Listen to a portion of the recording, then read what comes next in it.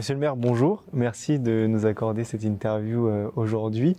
Alors, avant toute chose, je vous laisse adresser peut-être un message aux Livriens ce début d'année. Oui, merci de cette interview que je propose en cette soirée des vœux aux personnalités livriennes que je ne peux malheureusement pas organiser ce soir au regard du contexte sanitaire. En effet, après réflexion, il m'est paru plus sage de ne pas organiser les différentes manifestations traditionnelles du mois de janvier des vœux, car la situation ne nous le permet pas. Et puis, les conditions sanitaires sont encore incertaines. Toutefois, je voulais adresser à tous les Livriens et les Livriennes, en cette soirée des vœux, une très bonne année 2022. Que cette année permette la réalisation de tous vos projets, professionnels, personnels. Alors justement, vous avez parlé des festivités qui étaient annulées. On sait par exemple que celle concernant les seniors a été évidemment, comme les autres, annulée. Est-ce que vous pouvez justement un peu nous en parler, peut-être du programme que vous souhaitiez mettre en place aussi pour les seniors? Oui, nous avons la traditionnelle cérémonie et soirée des vœux aux seniors. Cette année, malheureusement, elles ne peuvent se dérouler. Je sais que cet événement est attendu et nous programmerons, et nous avons déjà programmé différents moments au beau jour et quand les conditions sanitaires nous le permettront, afin que nous puissions nous réunir et ainsi profiter aussi de ces moments conviviaux qui sont quand même importants pour nos seniors. Alors on vient de parler des seniors, je vous propose aussi de parler de jeunesse. Maintenant, Livry-Gargan est décrit comme une ville plutôt jeune. Justement, est-ce que vous pouvez nous en parler un petit peu plus? Oui, Livry-Gargan est une ville qui allie une population senior, dynamique, mais aussi une population jeune, ambitieuse, engagée. Et je suis fier d'être le maire d'une ville où cette jeunesse s'engage à travers le conseil municipal des jeunes citoyens, à travers le conseil local de la jeunesse, mais aussi dans différentes associations, notamment la Croix-Rouge, mais aussi l'association Livry City. Cette jeunesse qui s'engage, c'est aussi l'aboutissement d'une volonté municipale, de faire en sorte que la jeunesse soit actrice dans sa commune. Donc concrètement, pour accompagner cette jeunesse, qu'est-ce que justement vous proposez par rapport à ça? La ville doit être engagée auprès de la jeunesse, engagée pour qu'elle réussisse, pour qu'elle puisse se construire. On met en place différentes instances de démocratie participative pour qu'elle puisse s'exprimer, mais aussi on a mis en place différents dispositifs, comme le coup de pouce jeunesse, comme la formation BAFA, qui permet à des jeunes de se professionnaliser et d'avoir un premier emploi. Oui, nous souhaitons à Livry-Gargan que la jeunesse puisse être accompagnée, puisse réussir et puisse y s'installer et vivre à Livry-Gargan. Il y a un accompagnement qui est présent, en tout cas à chaque étape un petit peu de la vie d'un jeune livrien. Ça commence visiblement dès le plus jeune âge à l'école. Par rapport aux jeunes, très jeunes, qu'est-ce que vous pouvez nous dire? Bien grandir dans sa ville est un des objectifs que nous nous sommes fixés au cours du mandat. Cela commence par la petite enfance, avec les différentes structures de crèches que nous avons sur notre commune et que nous avons ouvertes notamment en 2021 avec 35 nouveaux berceaux sur le secteur de Poudrerie. Mais aussi avec les différents investissements que nous avons réalisés dans les écoles depuis 2015, avec près de 42 millions d'euros d'investissement, et qui continuent dans ce mandat actuel, avec notamment la réalisation de l'école Florence Artaud, qui a été inaugurée le 8 novembre dernier, mais aussi les projets que nous menons pour septembre 2022, avec l'école Bayard et l'école Vauban, qui vont être agrandis et rénovés. Et puis, au cours du mandat, seront notamment programmées la réalisation d'une école dans le secteur pourderie. Investir pour donner les meilleures conditions d'accueil pour nos enfants, c'est une condition de réussite. Une condition pour que l'enfant puisse grandir, se développer et s'enrichir. Alors vous parliez des conditions d'accueil, mais aussi il y a des conditions de vie, un niveau de vie à l'école qui est aussi à Livry-Gargan assez haut. On parle par exemple aussi de la loi Elagim qui recommande 50% d'alimentation durable dans les écoles. Livry-Gargan est à 54%, justement ça s'inscrit aussi dans une idée de développement durable, hein. C'est une mesure qui est quand même assez ambitieuse. Est-ce que vous pouvez nous donner les grandes lignes de ce développement durable? Qu'est-ce que ça instaure ici à Livry-Gargan? Bien grandir, c'est aussi bien se nourrir. Et il est important que nous puissions donner à nos enfants les meilleurs aliments. Et en appliquant la loi Egalim, et en allant plus loin que la loi Egalim, en mettant 54% de nos aliments soit en circuit court ou biologique, et ben nous donnons le meilleur à nos enfants. Et nous apportons le meilleur sur la partie alimentaire. Mais aussi, nous pouvons aller plus loin encore. Nous souhaitons mettre en place dans les crèches, comme actuellement, notamment un développement encore plus important avec des jardins potagers. Sensibiliser les jeunes au développement durable, à la protection de notre planète. Voilà un des enjeux importants que nous souhaitons mener aussi auprès de notre jeunesse ou auquel elle doit prendre toute sa part. Le développement durable, donc comme on le disait, finalement, ça a une place assez prépondérante, en tout cas à Livry-Gargan. On pense aussi par exemple au lac de Sévigné, qui est un gros projet autour du lac. Est-ce que vous pouvez nous donner justement les grandes lignes de ce projet? Alors avant de parler du lac de Sévigné, je vais revenir sur le développement durable.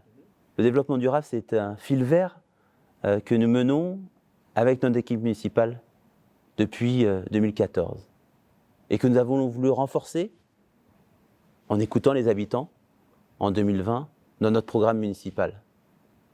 Et nous avons adopté, dès décembre 2021, un agenda 21 horizon 2030 avec différents objectifs permettant de remplir des objectifs, d'une part, d'une ville plus durable, plus responsable et plus solidaire. Ces trois objectifs se réalisent chaque jour à travers les différentes opérations que nous menons, notamment dans les écoles ou les crèches, mais aussi à travers les différents travaux que nous menons pour moderniser l'espace public, à travers la modernisation notamment de l'éclairage public en LED, mais aussi des travaux de rénovation et d'isolation de nos bâtiments. Voilà tout le sens que nous voulons donner à ce mot de développement durable sur notre commune.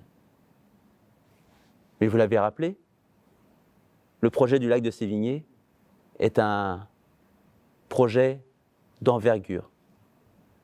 D'envergure parce que depuis 2014, un de nos credos était de construire le Livry-Gargan de demain dans l'esprit du Livry-Gargan d'hier. Il me semble important que les Livriens puissent se retrouver autour d'un lieu où l'histoire, à travers les thermes qui étaient installés autour de ce lac, mais aussi à travers sa faune et flore présente de façon importante, nous puissions mener un projet où les Livriens puissent aussi s'approprier ce lieu. Et le grand projet que nous avons sur le lac de Sévigné, c'est d'allier cette histoire, ses caractéristiques, mais aussi ce lieu qui puisse devenir un lieu convivial, un lieu de promenade, un lieu festif pour tous les Livriens et toutes les Livriennes.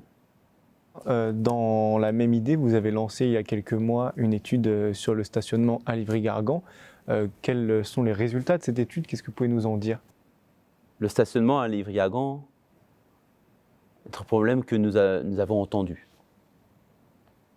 Nous ne sommes pas sourds aux différentes critiques qui peuvent nous arriver, qu'il manque des places, qu'il n'y a pas assez de solutions de stationnement sur Livry-Gargan. nous avons mené cette étude en 2021 afin de pouvoir diagnostiquer ce véritable problème et véritable fléau. Pour cela, des solutions opérationnelles vont nous être proposées. Il faut organiser, réglementer le stationnement sur notre commune. Comment ? C'est tout le travail que nous allons mener en 2022, avec un travail sur les zonages de stationnement et comment on peut mieux réglementer le stationnement sur la ville afin que celui-ci ne soit pas soit sauvage, soit au détriment des Livriens et des Livriennes qui y habitent. Alors justement, on parle souvent du plan local intercommunal. Alors ça peut paraître peut-être assez flou pour certains habitants. Qu'est-ce que vous pouvez nous dire concrètement? Qu'est-ce que ça va changer à Livry-Gargan? Le plan local d'urbanisme intercommunal que vous évoquez est un des piliers de la construction de Livry-Gargan de demain. Nous voulons, toutes et tous, que notre ville évolue, se modernise. Mais aussi, j'entends beaucoup que certains regrettent le Livry-Gargan d'hier. Ce plan local d'urbanisme intercommunal, nous le voulons encore plus fort que celui élaboré en 2015. Nous avons en 2015 préservé 70% de l'habitat et des zones habitables en zone pavillonnaire. Et bien nous voulons aller encore plus loin dans ce nouveau plan local d'urbanisme intercommunal que nous allons travailler avec les 13 autres communes du territoire Grand Paris Grand Est, afin que celui-ci puisse protéger encore mieux nos îlots et nos espaces verts, afin d'éviter de protéger encore un peu mieux nos zones pavillonnaires, notamment en évitant les divisions parcellaires, mais aussi en renforçant la qualité de nos habitations et des constructions qui peuvent se réaliser. Voilà ce que nous voulons réaliser dans ce nouveau plan local d'urbanisme intercommunal et qui sera réalisé, bien sûr, comme nous le faisons dans tous les projets que nous menons sur la ville, en concertation, avec des différentes réunions publiques, mais aussi avec différentes enquêtes que nous mènerons auprès des habitants et avec le travail que peuvent mener chaque année les conseillers de quartier. Alors, je vous propose de passer à un autre sujet maintenant, peut-être qui préoccupe énormément de citoyens livriens, le sport et la culture. Qu'est-ce que justement vous pouvez peut-être nous dire pour amorcer en tout cas ce sujet-là? Alors, je ne sais pas si ça préoccupe les livriens, le sport et la culture, mais je peux vous dire qu'à Livry-Gargan, nous avons un tissu associatif, sportif et culturel très riche et très varié. Et je profite de l'occasion de cette cérémonie des vœux pour remercier chaleureusement tous ces bénévoles qui font vivre ces associations, qui œuvrent pour que la ville de Livry-Gargan soit une ville dynamique. Quand je vois, lors de ces différentes manifestations culturelles et sportives, cet élan, ces sourires, ces regards, c'est vraiment une richesse pour Livry-Gargan. Et oui, à Livry-Gargan, le tissu associatif est riche et varié. Et je remercie vraiment tous les bénévoles qui se sont engagés dans ces associations. Mais la ville œuvre aussi, notamment avec différentes actions, notamment sur le sport, avec la piste d'athlétisme qui a été rénovée entièrement en 2021 et qui verra ses travaux finalisés en 2022. Mais aussi les perspectives avec ce nouveau terrain synthétique qui sera réalisé en 2022 et qui a pour objectif d'être camp de base ou camp d'entraînement pour la Coupe du Monde de rugby 2023. Le sport, mais aussi la culture. La culture avec notamment des perspectives, avec prochainement, avec la création d'une microfolie qui va permettre d'ouvrir la culture à toutes et à tous. Mais ça ne va pas s'arrêter là. Nous l'avons lancé en 2022, des études pour la réalisation d'une nouvelle médiathèque et d'un nouveau conservatoire. Oui, nous voulons rendre à Livry-Gargan une culture accessible, à toutes et à tous, et pour tous. Alors vous parliez justement de sourire, de regard. On sait que depuis votre élection en 2014, vous êtes un maire de terrain. Vous êtes vraiment souvent au contact des Livriens, que ce soit sur les marchés ou bien sur les inaugurations. Mais qu'est-ce que ça vous apporte, vous, en tant que maire, de vraiment créer ce contact quotidien avec les habitants? Vous savez, depuis 2014, je me suis engagé à être un Livrien parmi les Livriens. D'être au contact des habitants est une source d'enrichissement personnel. Me permet de me remettre aussi en cause, en question, chaque jour, pour permettre d'offrir aux Livriens le meilleur possible. Je sais qu'avec mon équipe municipale, nous sommes engagés pour être toujours à l'écoute, toujours au contact, pour pouvoir répondre, échanger, pouvoir trouver d'autres solutions, ou peut-être de nous guider sur un chemin que nous n'avions pas envisagé. Oui, le débat, les échanges vivent à Livry-Gargan. Je suis fier de l'engagement des différents conseillers de quartier, mais aussi des membres du Conseil économique et social livrien, qui réfléchissent, qui prennent du temps pour trouver des améliorations possibles au quotidien des Livriens, mais aussi des solutions durables pour l'avenir de Livry-Gargan.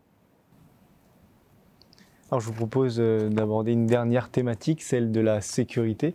Qu'est-ce que vous pouvez nous dire par rapport à ça ici à Livry-Gargan? Bien vivre dans sa commune, c'est vivre en sécurité. En 2021, nous avons retrouvé nos effectifs de la police municipale, avec ses 29 agents.